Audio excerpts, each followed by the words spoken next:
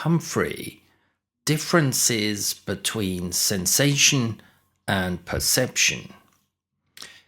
In terms of theorizing inputs to the brain and how it processes them, Nicholas Humphrey's contribution has been to insist that sensation and perception, as he defines them, represent radically separate and distinct channels from the environment to the brain.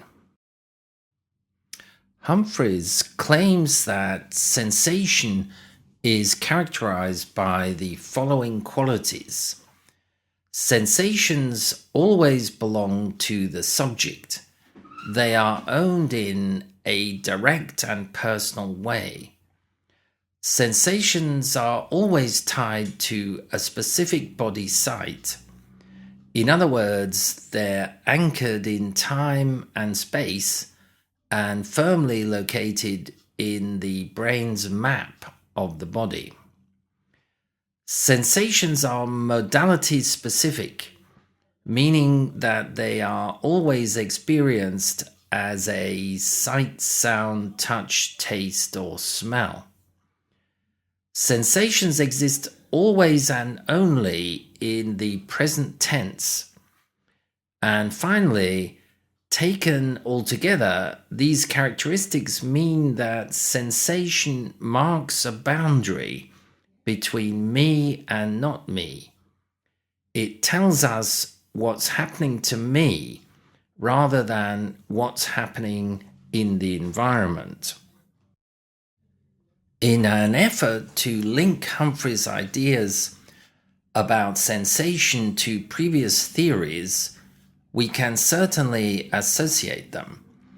Firstly, with the notion of embodiment, as articulated by Maturana and Varela, Lakoff and Johnson, and others.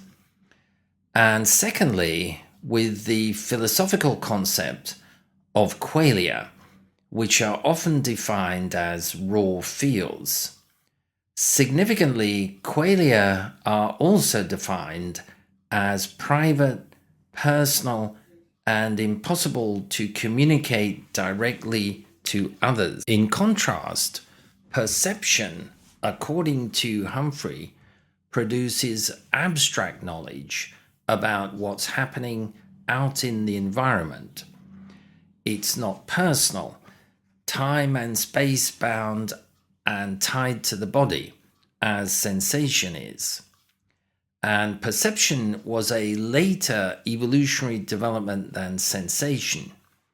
For a unicellular organism, sensation, which told it what's happening to me, was all the input that was necessary.